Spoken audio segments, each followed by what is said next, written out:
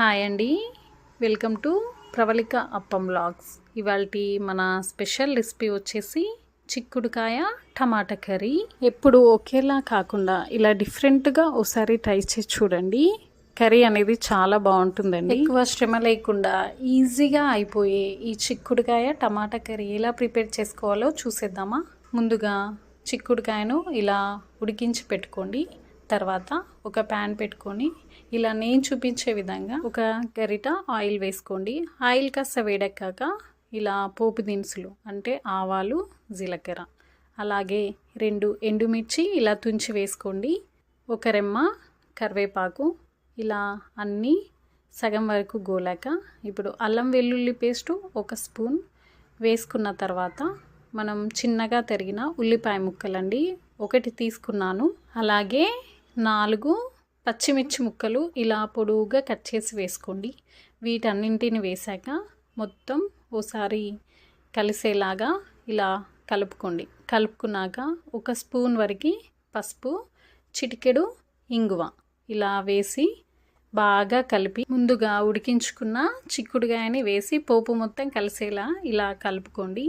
ఇప్పుడు టేస్ట్కి సరిపడా సాల్ట్ వేసుకోవాలి. ఇలా సాల్ట్ వేసి ఒక 15 నిమిషాల పాటు మూతను పెట్టి మగ్గనిచ్చుకోండి. అది లో టు మీడియం ఫ్లేమ్లో ఇలా మూత పెట్టి మగ్గనిచ్చుకున్నట్లయితే చిక్కుడుకాయకి మొత్తం సాల్ట్ పట్టి టేస్ట్ చాలా బాగుంటుందండి. అలాగే 2 పెద్ద సైజు టమాటా ముక్కల్ని పేస్ట్ చేసి పెట్టుకోండి.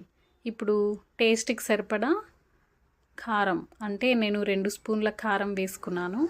ఇలా మొత్తం ఒకసారి కలిపినాక ముందుగా మిక్సీ పట్టుకున్న టమాటా ప్యూరీని యాడ్ చేసుకొని మొత్తం కలిసేలా ఒకసారి అయితే కలుపుకోండి. ఇలా కలుపుకున్నాక అలాగే సన్నగా తరిగిన పుదీనా, సన్నగా తరిగిన కొత్తిమీర కూడా యాడ్ చేసుకొని 1 స్పూన్ వరకు ధనియాల పొడి యాడ్ చేసుకోండి.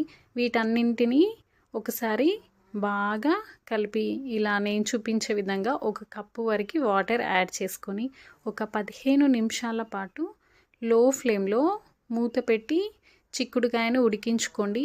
అంతే అండి, ఎంతో టేస్టీగా ఉండే చిక్కుడుకాయ టమాటా కర్రీ అయితే రెడీ అయిపోయింది. ఫస్ట్ టైం నా ఛానల్ని చూసినట్టయితే ప్లీజ్ సబ్స్క్రైబ్ చేసి లైక్ చేసి షేర్ చేయండి. థ్యాంక్స్ ఫర్ వాచింగ్ అండి. బాయ్.